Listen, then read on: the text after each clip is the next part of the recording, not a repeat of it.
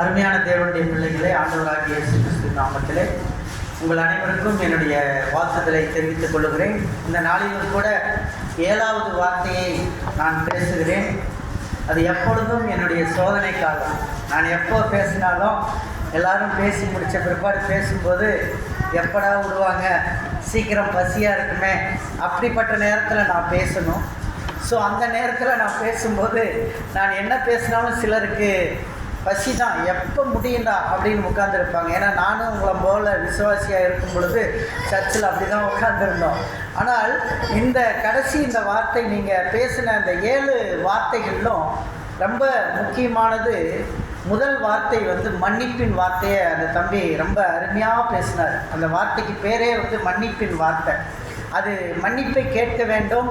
முக்கியமாக மனைவிக்கிட்ட மன்னிப்பு கேட்காம போகக்கூடாது. நான் பல முறை மன்னிப்பு கேட்டிருக்கிறேன்.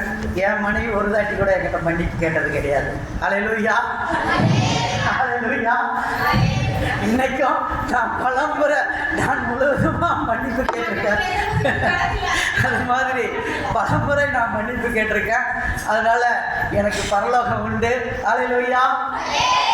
அடுத்ததாக பார்க்குறோம் 2வது வார்த்தை ரட்சிப்பின் வார்த்தை. இந்த ரட்சிப்பின் வார்த்தை இட் இஸ் அ சால்வேஷன். ஆண்டவர் பேசும்போது 7 வார்த்தையை 7 அர்த்தங்களோடு பேசியிருக்கார். அந்த 7 அர்த்தங்களும் நமக்கு மிகவும் ஆணித்தரமான வார்த்தைகள். 2வது வார்த்தை ரட்சிப்பின் வார்த்தை. நம்ம எல்லாம் ரட்சிக்கப்பட்ட பிள்ளைகள் இங்கே அமர்ந்திருக்கிறோம். ரட்சிக்கப்பட்ட பிள்ளைகளுக்காக அவர் பேசின வார்த்தை 2வது வார்த்தை. நாம் மறந்துவிடக்கூடாது. நமக்காக பேசின அந்த வார்த்தை 2ஆம் வார்த்தை. 3வது வார்த்தை கருணையின் வார்த்தை. It is a grace word என்று அழைக்கிறார்கள் ஆங்கிலத்திலே. அந்த 3வது வார்த்தை கருணையின் வார்த்தை. அது கருணை. அந்த கருணை அங்கே வெளிப்பட்டதை பார்க்கிறோம். அங்கே யோவான் தம்பியை பார்த்து சொல்கிறார், ரொம்ப சின்ன பையன். இயேசு யோவானை ரொம்ப நேசித்தார். அவர் ஊழியம் செய்யும்போது சின்ன வயசு பையன், அவனுக்கு சரியாக தூங்க கூட தெரியாது. அந்த பையனை இயேசு தன்னுடைய நெஞ்சில் படுக்க வச்சு அவனை அப்படியே தட்டி கொடுத்து தூங்க வைப்பார். அப்படிப்பட்ட யோவானை தான் தன்னுடைய அம்மாவுக்கு பொறுப்பாக கொடுக்கிறதை நாம் பார்க்கிறோம். இது உண்மையிலே ஒரு பெரிய கருணையின் வார்த்தை. இந்த 4வது வார்த்தை ஏக்கத்தின் வார்த்தை. நிறைய ஏக்கம், வாழ்க்கையில் நிறைய ஏக்கம். அந்த 4வது வார்த்தையில் ஆண்டவர் ஏக்கமாக பேசுகிற அந்த வார்த்தையை பார்த்தீங்களா? அவர் நம் மீது ஏக்கமாக பேசுகிறாரு. என் தேவனே என் தேவனே ஏன் என்ன கைவிட்டீங்க. அந்த வார்த்தை ஏன் இயேசுக்கிட்ட இருந்து வந்துச்சு தெரியுமா? அந்த ஒரு நிமிஷம் ஹோலி ஸ்பிரிட் அவரை விட்டு விலகி போனார். அந்த வித்தின் அ செகண்ட் அவர் அந்த பாடுகளை முழுமையாக அனுபவிக்கணும்னு சொல்லி ஹோலி ஸ்பிரிட் உள்ளே இருந்தால் சிலுவையில் அடிக்க முடியாது. இயேசு கிறிஸ்துவுக்குள்ளே ஹோலி ஸ்பிரிட் இருக்கும்போது அங்கே ஜாட்டையில் அடிக்க முடியாது.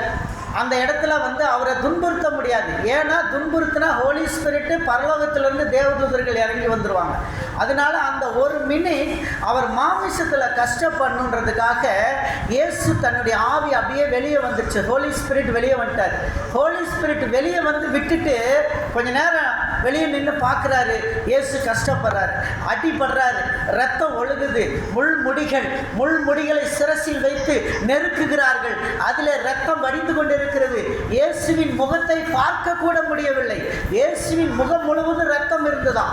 அந்த ரத்தம் இயேசுவின் முகம் முழுவதும் மறைச்சிருந்தது. ஒரு பெண் என்ன செஞ்சா தெரியுமா? இயேசுவுக்கு ரொம்ப பிரியமான ஒரு பெண், இயேசுவை ரொம்ப நேசித்த ஒரு பெண் போய் ஒரு வெள்ளை துணி எடுத்துகிட்டு போய் இயேசுனுடைய முகத்தை தொடச்சான். அப்படியே இயேசுனுடைய முகத்தை தொடச்சிட்டு அதை அப்படியே எடுத்துக்கிட்டு அழுதுகிட்டே அந்த துணியை திறந்து பார்த்தா இயேசுனுடைய அந்த ஃபேஸு ரத்தத்தோட அந்த முள்முடியோடு பதிஞ்சிருக்குது. அந்த துணி இன்னைக்கு உலகத்தில் மியூசியத்தில் வச்சுருக்காங்க. அது இன்னும் இருக்கிறது. அப்படி இந்த 4வது வார்த்தை ஒரு ஏக்கத்தின் வார்த்தையை பேசினார்கள் சகோதரி. அடுத்ததாக 5வது வார்த்தை தாகத்தின் வார்த்தை. It is a thirst word for Jesus. இன்றைக்கி தாகம், நமக்குள்ளே சுவிசேஷ தாகம் வேண்டும் அப்படின்னு பேசினாங்க. நமக்குள்ளே அந்த சுவிசேஷ தாகம் வேண்டும். 6வது வார்த்தை வெற்றியின் வார்த்தை. 6வது வார்த்தை it is a word of victory. The word of victory. 6வது வார்த்தை என்பது வெற்றியினுடைய வார்த்தை. ஒரு காரியத்தை முடிக்கும் பொழுது அதுதான் வெற்றியின் வார்த்தை. நிறைய பேர் சொல்லுவார்கள், ஒரு குடும்ப வாழ்க்கையிலே ஒரு பெண் எப்பொழுது பெண்ணாகிறாள் என்று கேட்பார்கள். ஒரு பெண் எப்பொழுது பெண்ணாகிறாள்? அவள் ஒரு குழந்தையை பெற்று முடிக்கும் பொழுது அவள் பெண்ணாகிறாள். அல்லேலூயா, அல்லேலூயா. அவள் ஒரு குழந்தையை பெற்றெடுத்து அவள் பிரசவ வேதனைப்பட்டு அந்த பிள்ளையை பெற்றெடுக்கும் பொழுதுதான் அவள் முழுமையான பெண்மையை அடைகிறாள் என்று சொல்லி வேதம் சொல்லுகிறதை நாம் பார்க்கிறோம். அப்படியாக இந்த வெற்றியின் வார்த்தை 6வது வார்த்தை. 7வது வார்த்தை ஒப்புவிக்கப்பட்டுதலின் வார்த்தை, ஒப்படைக்கிற வார்த்தை. 7வது வார்த்தை, இயேசு 7வது வார்த்தையில் பிதாவே உம்முடைய கைகளில் என் ஆவியை ஒப்படைக்கிறேன் என்று சொன்னார், ஒப்புவிக்கிறேன் என்று சொன்னார். லூக்கா 23:46 சொல்லப்பட்டிருக்கிறது, பிதாவே உம்முடைய கைகளில் என் ஆவியை ஒப்புவிக்கிறேன். It is a submission. அருமையான தேவனுடைய பிள்ளைகளே, எத்தனை பேர் உங்கள் ஆவியை இயேசுவினிடம் ஒப்படைக்க முடியும்? How many of you submit your spirit to the Lord? அல்லேலூயா சொல்லுங்க. உங்களுடைய ஆவியை எத்தனை பேர் ஒப்பு கொடுத்திருக்கீங்க? உங்க ஆவி இயேசுவோடு ஒப்படைக்கப்பட்டிருக்கிறதா? அல்லேலூயா. அருமையான தேவனுடைய பிள்ளைகளே, உங்களுடைய ஆவி ஆத்துமாவை இயேசுவுக்கு ஒப்பு கொடுங்கள். இயேசு கிறிஸ்து தன்னுடைய ஆவி ஆத்துமாவை பிதாவினிடம் ஒப்பு கொடுத்தார். அவர் ஒப்பு கொடுத்ததை போல அவர் செய்ததையே நாமும் செய்யணும். அவரை போல நாமும் நம்முடைய ஆவி ஆத்துமாக்களை அவருக்கு ஒப்பு கொடுக்க வேண்டும். அல்லேலூயா. இந்த ஒப்பு கொடுத்தல் என்று சொன்னால் என்ன அர்த்தம்? நிறைய பேர் இந்த டியூட்டியில் இருக்கிறவங்களுக்கு தெரியும். இஸ்ரேல் டியூட்டியில் இருக்கிறாரு, ஆனந்தி டியூட்டியில் இருக்கிறாங்க, இவங்க ஷைலாண்டி டியூட்டியில் இருந்தாங்க, எங்கள் மேடமும் டியூட்டியில் இருந்தாங்க. இவங்களுக்கெல்லாம் தெரியும் டியூட்டி முடிக்கும் போது என்ன பண்ணணும்? ஒப்பு கொடுக்கணும். என்ன பண்ணணும்? ஒப்பு கொடுக்கணும். இந்த சப்மிஷன் ரொம்ப முக்கியம். ஒப்பு கொடுக்காம போயிட்டா மெமோ வந்துடும். ஷைலாண்டி மாதிரி ஆளுக்கு சஸ்பெண்ட் கூட பண்ணிடுவாங்க. பயமாக இருக்கும். ஏனென்று சொன்னால் இந்த ஒப்பு கொடுத்தல் என்பது மிக முக்கியமானது. அருமையான தேவனுடைய பிள்ளைகளை, ஆண்டவர் பிதா தன்னுடைய மகனுக்கு கொடுத்த பணியை முடிச்சுட்டு எல்லாம் முடிஞ்சிருச்சு, டாடி ஐ வில் சப்மிட்னு சொல்றாரு. பார்த்தீங்களா? அந்த வார்த்தை இன்னைக்கு உங்களுக்கு எனக்கு வேணும். நம்ம ஆண்டவருக்காக ஒப்பு கொடுக்கணும். ஆண்டவருக்காக நம்முடைய சுயத்தை ஒப்பு கொடுக்க வேண்டும். நீ உன் சுயம் மரித்தால்தான் இயேசுவை பின்பற்ற வேண்டும். ஒருவன் என்னை பின்பற்ற விரும்பினால் அவன் தன்னைத்தானே வெறுத்து தன் சிலுவையை எடுத்துக்கொண்டு என்னை பின்பற்ற கடவன் என்று வேதவசனம் சொல்லுகிறது. இஸ்ரேல் அவர்கள் சொன்னாங்க, சிலுவையில் 150 கிலோ வெயிட் இருக்கிற ஒரு சிலுவை. அவர் சொன்ன ஒரு சிமெண்ட் மூட்டை 50 கிலோ தான் இருக்கும். ஆனால் 3 சிமெண்ட் மூட்டையை தூக்கி இருக்கார். இயேசுக்கு எவ்வளோ கஷ்டம் இருக்கும் என்று பாருங்கள், எவ்வளவு கஷ்டப்பட்டிருப்பார் என்று பாருங்கள். நான் தன்னைத்தான் வெறுத்து தன் சிலுவை எடுத்துக்கொண்டு என்னை பின்பற்ற கடவன். If you want to become a master, first of all you become a servant. ஆண்டவர் சொன்ன வார்த்தைகளை எல்லாம் நாம் யோசித்து பார்ப்போம். இயேசுவின் கைகளில் உங்களை ஒப்பு கொடுக்க முடியுமா? தேவனுடைய பிள்ளைகளே, இயேசுவின் கைகளில் உங்கள் சுயத்தை ஒப்பு கொடுக்க முடியுமா? இயேசுவின் கைகளில் உங்கள் ஆத்மாவை ஒப்பு கொடுக்க முடியுமா? இயேசுவின் கைகளில் உங்கள் சிந்தையை ஒப்பு கொடுக்க முடியுமா? இயேசுவின் கைகளிலே உங்களுடைய உடல் முழுவதையும் ஒப்பு கொடுக்க முடியுமா? அல்லேலூயா, அல்லேலூயா. நம்ம இயேசுவின் கைகளுக்குள்ள போயிட்டோம்னு வச்சுக்கோங்க. நான் அநேக நேரம் சொல்லுவேன், நம்ம போய் ஏசப்பா என்னை பிடிச்சிக்கோங்க, ஏசப்பா என்னை பிடிச்சிக்கோங்க அப்படின்னு தான் நம்ம சொல்லணும். நான் இயேசுவை போய் பிடிச்சிக்கிட்டேன்னு வச்சுக்கோங்க. நான் இயேசுவை பிடிச்சிக்கிட்டேன்னா எனக்கு தேவையில்லாத டைம் விட்டுட்டு வந்துடுவேன். தேவையில்லாத டைம் என்ன செஞ்சிருவேன்? விட்டுட்டு வந்துடுவேன். 4வது வார்த்தையை பேசின சகோதரி அதான் சொன்னாங்க, இயேசுவை இப்போ தேவையான நேரத்தில் பிடிப்பேன், தேவையில்லாத நேரத்தில் விட்டுட்டு வந்துடுவாங்க அப்படின்னு சொன்னாங்க. அப்படி அல்ல அருமையான தேவனுடைய பிள்ளைகளே. அந்த வார்த்தையில் ஒரு பெரிய அர்த்தம் உள்ளே ஊடுருவி இருக்கிறது. அவர்கள் சொன்ன பதத்திலே இப்படிப்பட்ட ஒரு அர்த்தம் இருக்கிறது. நான் போய் இயேசுவை பிடித்துக் கொள்ளுகிறேன். நான் பிடித்து கொண்டால் நான் எந்த நேரம்னாலும் விலகி வந்துடுவேன். இயேசு என்ன பிடிக்கணும். அல்லேலூயா, அல்லேலூயா. இயேசு உங்களை பிடிச்சிக்கிட்டா விலக முடியுமா? இன்னைக்கு இயேசுவை கேட்போமா? ஏசப்பா என்ன பிடிக்கன்றவங்களும் அல்லேலூயா சொல்லுங்க. அல்லேலூயா. இயேசு உங்க கையை பிடிச்சிக்கிட்டான்னு வச்சுக்க, நீங்க திமிர முடியாது. இயேசுவின் கைகளுக்குள் நீங்கள் அடங்கி இருக்கும் பொழுது அவர் கையே விட மாட்டார். எவ்வளவு கஷ்டம் வந்தாலும், எவ்வளவு பாடுகள் வந்தாலும், எவ்வளவு நிந்தைகள் வந்தாலும், எவ்வளவு உபத்திரம் வந்தாலும் அவர் கைவிடவே மாட்டார். அருமையான தேவனுடைய பிள்ளைகளை, இந்த 7வது வார்த்தையில் இந்த சப்மிஷன் இருக்கு இல்லையா, இயேசுக்காக ஒப்பு கொடுத்தோன்னு வச்சுக்கோங்களேன். நிறைய நேரங்களில் அவருக்காக ஒப்பு கொடுக்கறது சில நேரங்கள் நமக்கு சோதனை வரும். ஒரு முறை நான் ஒரு திருமணத்துக்கு போனேன். அந்த திருமணத்தில் என்னுடைய NGO நண்பர்களெல்லாம் இருந்தாங்க. அவங்க நண்பர்கள்லாம் நிற்கிறாங்க. எப்பயுமே ஒரு திருமண வைபவங்களில் மண்டபத்துக்கு முன்னாடி ஒரு சாமி படம் வச்சுருப்பாங்க, ஒரு விக்கிரகத்தை அங்கே வச்சுருப்பாங்க. அந்த விக்கிரகத்துக்கு முன்னாடி நின்று எல்லாம் ஃபோட்டோ எடுக்கிறதுக்காக நண்பர்கள் எல்லோரும் நின்னாங்க. நான் மட்டும் ஒதுங்கி நின்னேன். அப்போ அவங்க வாங்க சார் என்று கூப்பிட்டாங்க. சகோதரிகளும் இருந்தாங்க, சகோதரர்களும் இருந்தாங்க. NGOs எல்லாருமே கூப்பிட்டாங்க, வாங்க சார் அப்படின்னு. இல்லை வேண்டாம், நீங்கள் எடுத்துக்கங்க அப்படின்னா. கொஞ்சம் நேரம் கழிச்சு அவங்க இப்படி பார்த்தாங்க. ஓ, இதுதான் சாருடைய பிரச்சனைன்னு எனக்கு தெரியும் சார். அப்போ வேண்டாம் சார், நம்ம தனியாக எடுத்துக்கலான்னு சொல்லி எல்லாரும் தனிப்பட்ட முறையில் நின்று எடுத்தாங்க. அந்த இடத்துல நான் என் தேவனை மகிமைப்படுத்தினேன். அல்லேலூயா, அல்லேலூயா. அந்த இடத்துல நம்ம தேவனை மகிமைப்படுத்த வேண்டும். அந்த இடத்துல கர்த்தர் பார்ப்பாரு, என் மக இந்த இடத்துல அவள் தவறி விட்டாளா என்று யோசிப்பார். அருமையான தேவனுடைய பிள்ளைகளை, இதை நாம் யோசித்து செயல்பட வேண்டும் என்பதற்காக சொல்லுகிறேன். நீங்கள் ஆண்டவரின் கைகளில் இருக்கிறவர்கள் என்பதை மறந்துவிட வேண்டாம். கர்த்தரின் கைகளில் இருக்கிறவர்கள் எப்போதும் விவிதமான காரியங்களில் எச்சரிப்புடன் இருக்க வேண்டும். ஒரு சின்ன காரியம்தான். அந்த படம் எடுக்கிறதுனால ஒன்றும் இல்லை.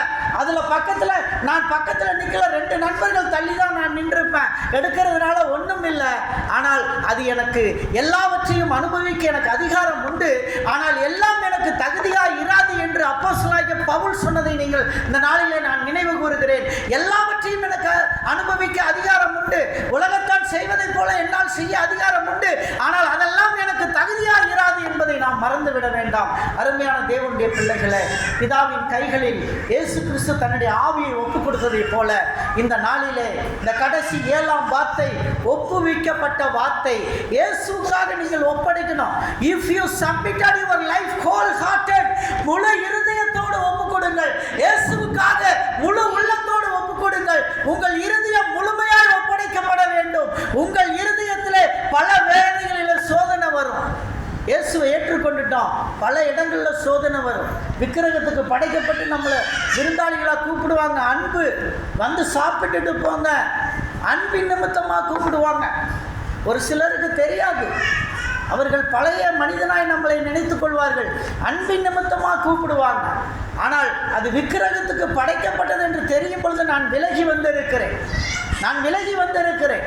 அது விக்கிரகத்துக்கு படைக்கப்பட்டது என்று தெரிந்த பொழுது அதை சாப்பிடாமல் வந்திருக்கிறேன். பல வேளைகளிலே இன்னும் சில வீடுகளிலே, உங்களுடைய வீடுகளிலே உங்களை அழைப்பார்கள். அழைக்கும் பொழுது சொந்தக்காரர்கள் என்ன செய்வார்கள்? ஐயோ, இந்த மகள் இப்படி சாப்பிட மாட்டாள், அவளுக்கு தனியாக எடுத்துகிட்டு வந்து குழம்பு வச்சு கொடுங்கடான்னு சொல்லி தனியாக எடுத்து வச்சு கொடுக்குற அண்ணன் தம்பிகள் இருக்கிறார்கள்.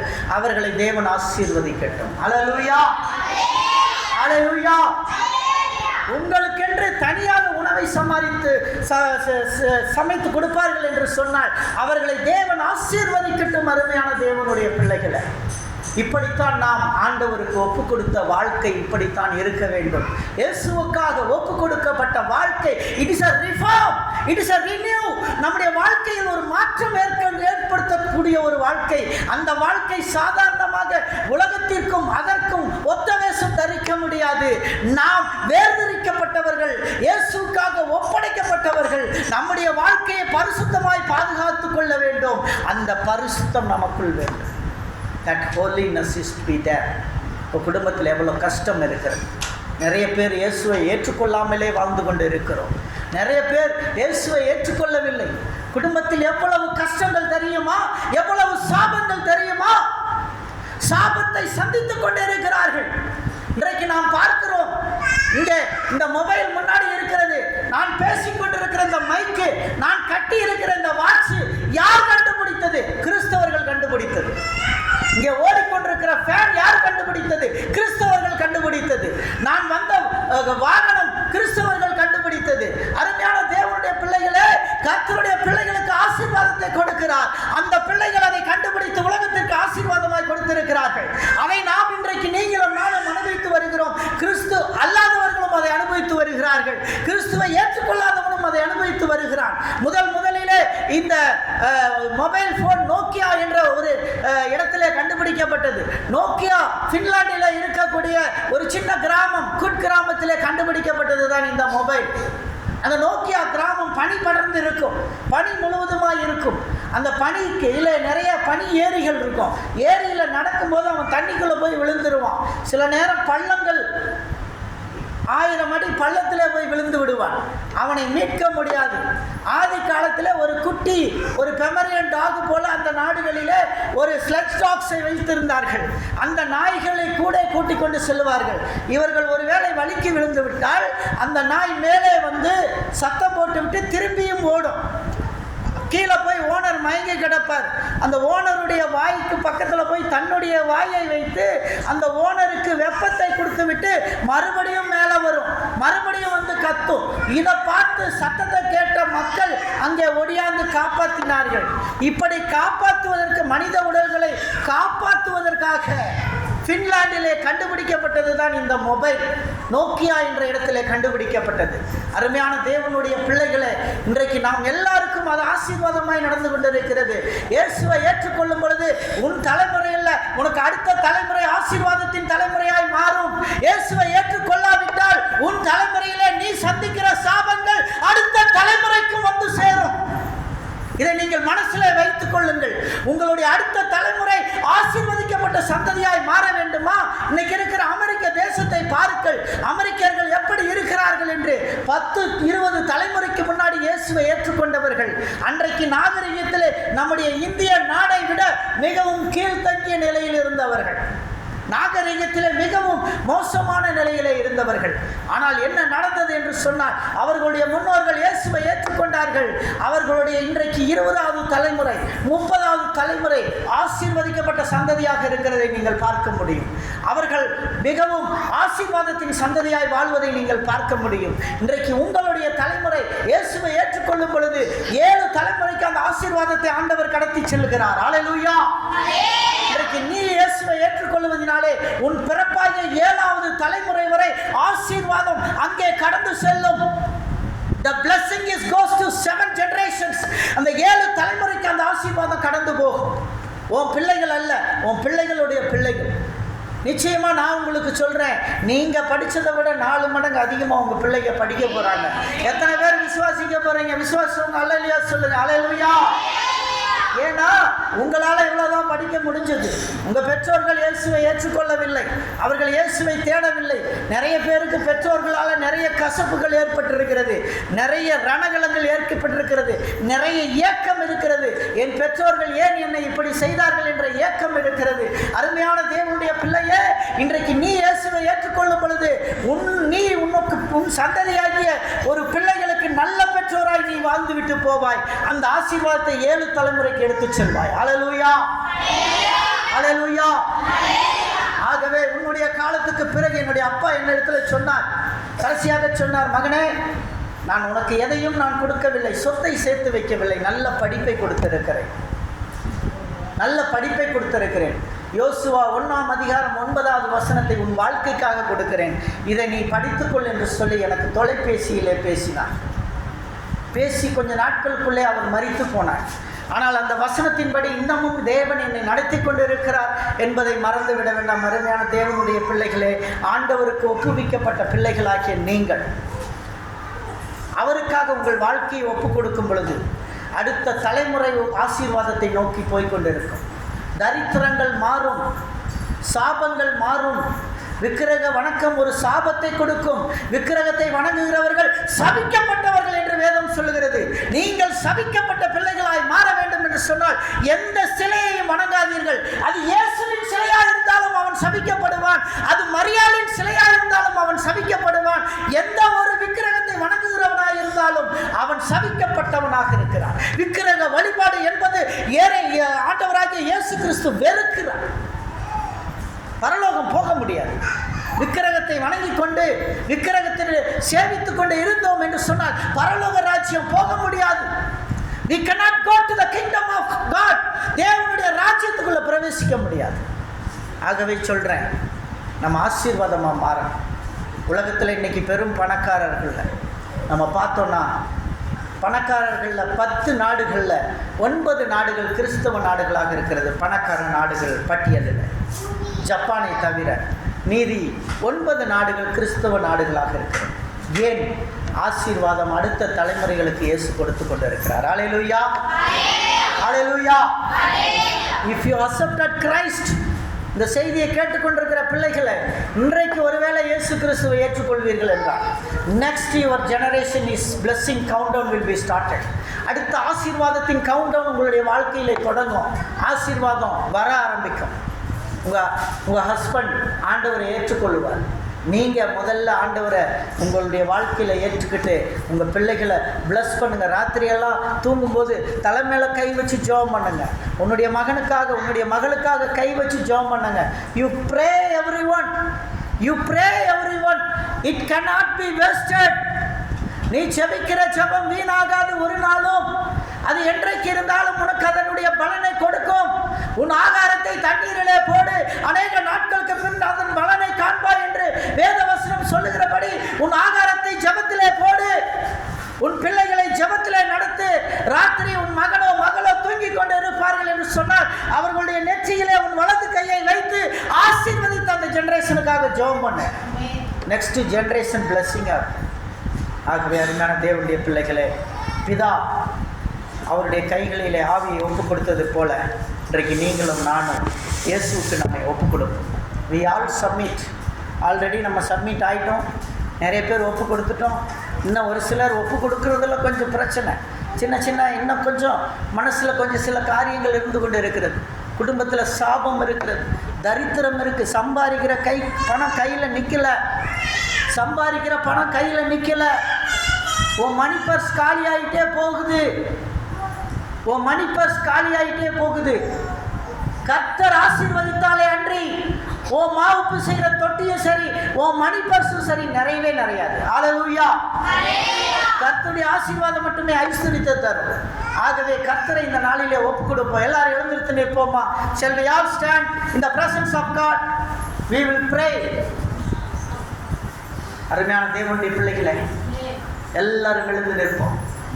இன்னைக்கு உங்களை ஒப்பு கொடுங்க. எத்தனை பேருக்கு உங்களுடைய பேக்கெட் காலியா இருக்கு? எத்தனை பேருக்கு உங்க மணி பர்ஸ் காலியா இருக்கு? எத்தனை பேருக்கு உங்க பீரோ காலியா இருக்கு? எத்தனை பேருக்கு உங்க கழுத்து காதெல்லாம் காலியா நிக்குது? You should. இன்னைக்கு நான் ஜெபம் பண்ண போறேன். இயேசு எப்படி சப்மிட் பண்ணாரோ அது மாதிரி நான் ப்ரேயர் பண்ண போறேன். உங்க வீட்டில் உங்க லாக்கரை நினைச்சுக்கோங்க, உங்க மணி பர்ஸை நினைச்சுக்கோங்க, உங்க ஜுருக்கு பை இருந்தால் ஜுருக்கு பையை நினைச்சுக்கோங்க, உங்க ஹேண்ட்பேக் தோளில் மாட்டிட்டு வந்திருக்க பேக்கை நினைச்சுக்கோங்க, உங்க கழுத்துல ஜொல் இல்லைன்னா ஜொல்லை நினைச்சுக்கோங்க, உங்க காதுல நல்ல தோடு இல்லைன்னா தோடை நினைச்சுக்கோங்க. I am going to bless for you. அது உங்களுக்கு நீ கர்த்தர் வாய்க்கு செஞ்சு அது நடக்க போகிறது. It is going to happen. It is going to happen. உங்கள் வலது கையை மேலே தூக்கிறீங்களா? தூக்கிட்டு உங்கள் வீட்டில் உங்கள் லாக்கர் காலியாக இருந்தால் லாக்கரை நினச்சிக்கோங்க, உங்கள் மணி பர்ஸை நினச்சிக்கோங்க, உங்கள் பேங்க் பேலன்ஸு, உங்கள் அக்கௌண்ட் நம்பரை நினச்சிக்கோங்க. உங்கள் பேங்க்கு எந்த பேங்காக இருந்தாலும் சரி, இந்தியன் பேங்காக இருக்கட்டும், HDFCயாக இருக்கட்டும், ஆக்சிஸாக இருக்கட்டும், எனி பேங்க், கர்த்தர் நிறைக்க போகிறார். Right now God is going to move on the blessing to your life. உங்கள் வாழ்க்கையில் தரித்திரங்கள் மாறப்போகிறது. உங்கள் குடும்பத்தில் முதல்ல தரித்திரங்கள் மாறப்போகுது. கணவன்கிட்ட காசே இல்லை, என் ஹஸ்பண்ட் எப்பயும் காசு இல்லை காசு இல்லைன்னு சொல்லிக்கிட்டே இருக்கான். அவனுக்கு இருக்கிற தரித்திரம் மாறணும். தரித்திரம் மாறிச்சுன்னா அவன்கிட்ட காசு இல்லைன்ற வார்த்தை மாறிடும், அவனுக்குள்ள மாறட்டும். அதுக்காக இப்போ நம்ம ஜெபம் பண்ணுவோம். அன்பின் கர்த்தாவே, உங்களை துதிக்கிறோம், உங்களை ஸ்தோத்திரிக்கிறோம். எங்கள் பிள்ளைகள் கை தூக்கியிருக்காங்க, அவங்க கையை உங்களுடைய கையில் ஒப்புவிக்கிறேன். அவங்க கையை உங்களுடைய கையில் ஒப்புவிக்கிறேன். அவங்களுடைய மணி பர்ஸ் நிரம்பட்டும், அவங்க பேங்க் பேலன்ஸ், அக்கௌண்ட் பேலன்ஸ் அதிகமாகட்டும், அவங்களுடைய ஜுருக்கு பை நிறையட்டும், கூடையும் உன் மாவு பிசைகிற தொட்டியும் ஆசீர்வதிக்கப்படும் என்று சொன்னீரே, அந்த ஆசீர்வாதம் கடந்து வரட்டும்.